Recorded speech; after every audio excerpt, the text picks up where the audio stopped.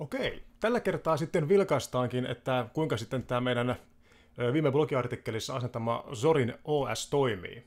Eli aikaisemmin asennettiin tämä tähän meidän koneeseen ja nyt sitten vilkaistaan, että miten tämä käytännössä toimii. Eli tässä on ihan just asennettu Zorin, eli mitään isompia asennuksia tähän ei ole tehty, eli kaikki mitä tästä nyt löytyy, niin löytyy suoraan tästä paketista.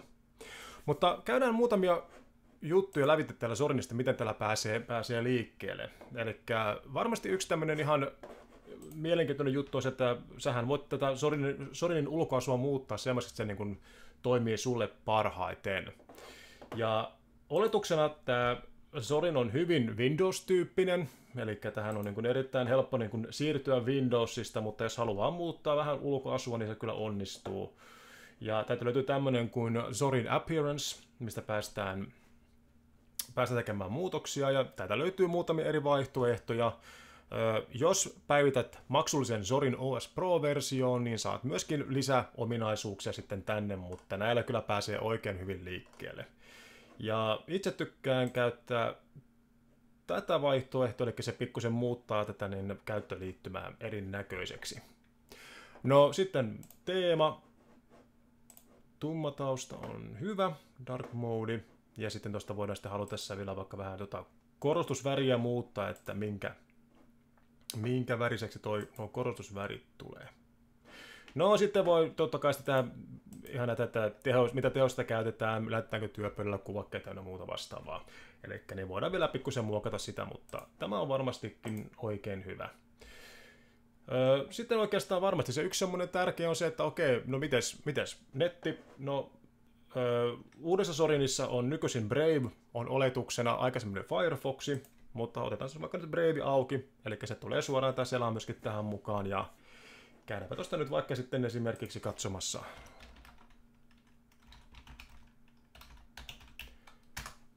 jannenievalainen.com tosta, niin sieltä löytyy esimerkiksi viimeisin blogiartikkeli Zorin OS:n asentamisesta, eli netti toimii ihan suoraan niin kun Zorin on asennettu. Sitten varmastikin toimisto-ohjelmat on yksi sellainen, mikä kiinnostaa, taulukkolaskenta, tekstin käsittely ja muuta.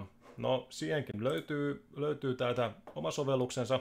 Kuten huomataan, nyt toi käynnistävalikko muuttuu vähän erilaiseksi, eli nyt se on semmoinen Windows-mainen, mutta kertaa tuonne vaikka nyt esimerkiksi vaikka Wordi, niin se heti suoraan ehdottaa, että hei, löytyy LibreOffice Writeri, eli niin haluatko ottaa sen auki. Ja LibreOffice on ollut hyvin pitkään käytössä, eli niin voi olla varmastikin monelle tuttu, ja jos olet käyttänyt toimisto-ohjelmia, niin näiden LibreOfficen tuotteiden käytössä ei varmastikaan ole mitään ihmeellistä. Eli tekstin käsittelyt, taulukkolaskennat, esitysgrafiikat ynnä muut löytyy suoraan asennettuna Zorin OS:ään. No sitten varmasti myöskin resurssien hallintahan voi olla yksi semmoinen, että mikä voi olla mielenkiintoinen nähdä, että no miten se poikkeaa Windowsin vastaavasta.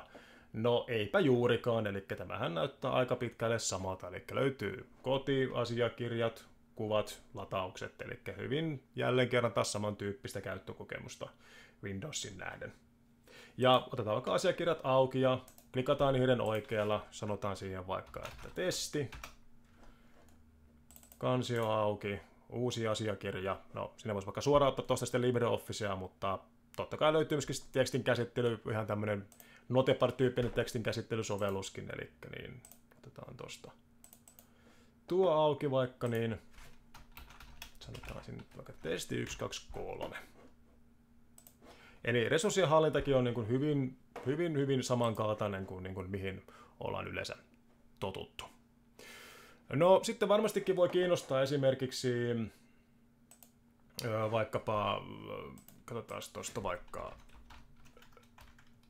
levyn hallinta vaikka, no sitä löytyy vaikka levyn käytön analyysi, eli nähdään vähän, että miten paljon vaikka esimerkiksi niin tällä hetkellä vaikka vie jotkut tietyt kansiot vaikka esimerkiksi tilaa.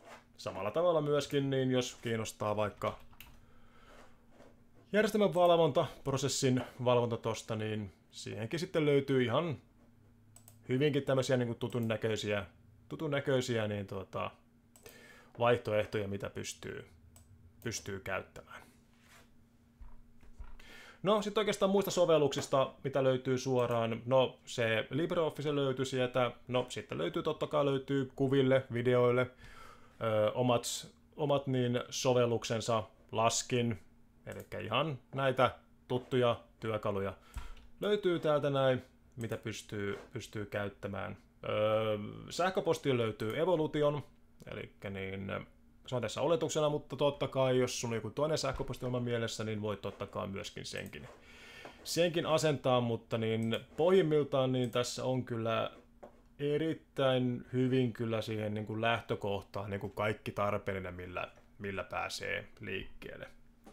Ja sitten totta kai halutessaan voi sitten myöskin asentaa muitakin sovelluksia, eli no Linuxihan voi asentaa monellakin tavalla erilaisia sovelluksia, mutta täältä löytyy muun muassa tämä ohjelmistotosuus, mistä sitten löytyy sitten niin sovelluksia, mitä pystyy asentaa. Esimerkiksi nyt sitten toi kartat, esimerkiksi tuosta, niin sieltä tulee tiedot ja sitä pystyy asentamaan sitten suoraan vaikkapa niin asennan nappia painamalla sitten uuden sovelluksen.